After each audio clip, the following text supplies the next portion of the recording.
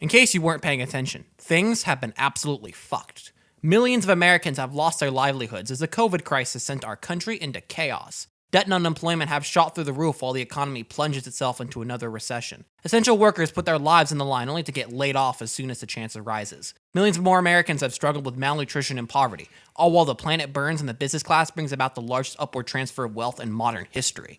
It's no surprise then that people are fed the fuck up, with less than half of young Americans now holding favorable views of capitalism and support for alternatives on the rise as well. While virtually everyone is keen on the awful state of affairs, many are oblivious to the root cause. As you will soon learn in this video, almost all of our problems stem from one single origin: the way we run our economy. Let's start with the basics. Capitalism is a socioeconomic system defined by private ownership, wage labor, and commodity production, that being the creation of goods and services to be exchanged for a profit.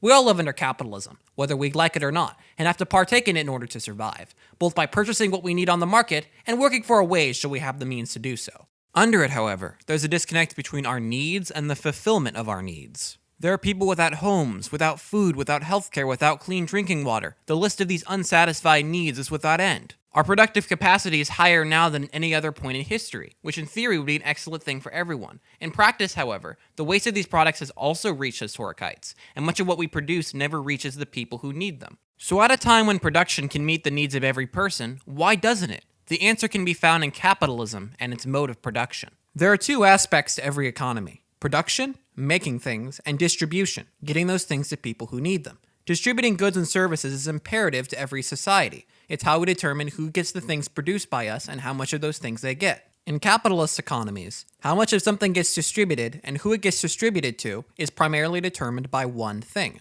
the market.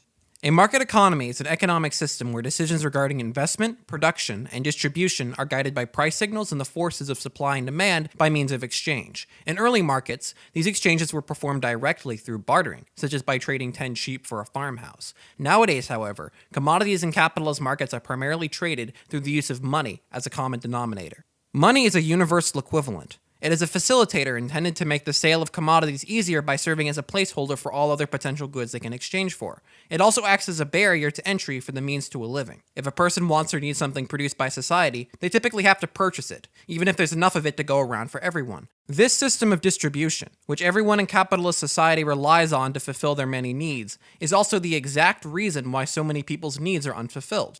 As I mentioned earlier, one of the main disadvantages to the market system is that although everyone is allowed to purchase whatever they want, they can only get anything distributed to them if they have enough money for it. Without it, this chain of distribution breaks, and the commodities that we produce don't reach the people who need them.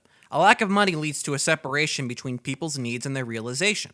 This has dire consequences for those who aren't well-to-do, and the contradiction between what's useful and what's profitable results in some grotesque inefficiencies. Some examples of this are how we have more vacant homes and homeless people, how 1 in 6 Americans struggle with food insecurity as we dump fresh produce down the drain instead of selling at a loss, or how Amazon throws away millions of unsold usable products a year even as people can make use of them. If we produce enough to satisfy people's needs, it would seem sound that society should distribute accordingly, wouldn't it? Well, under capitalism, goods and services aren't produced for use. They're produced for profit. Maximizing profit, rather than satisfying need, is the goal of all production. The primary mode of production in society affects why we produce, what we produce, how we produce, and for whom we produce. Since production under capitalism strives to obtain as much money as possible, workers are directed to create commodities that will maximize profit for their employers. In other words, what will make more money for people with all the money.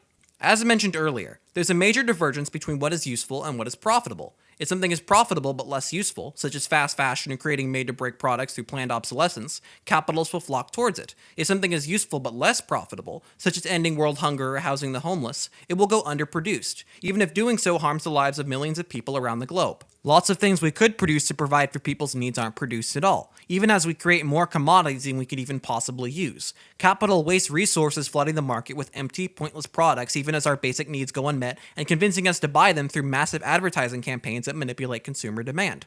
Much of these petty problems we take for granted are, in fact, manufactured. Artificial scarcity is rampant, regardless of what some economists would have you believe. We have warehouses full of usable goods even as people go without. Treasure troves worth of information and software blocked behind paywalls and DRM. As the esteemed political philosopher Murray Bookchin once wrote, a century ago, scarcity had to be endured. Today, it has to be enforced. If something isn't scarce, there's tons of money to be had in making it so.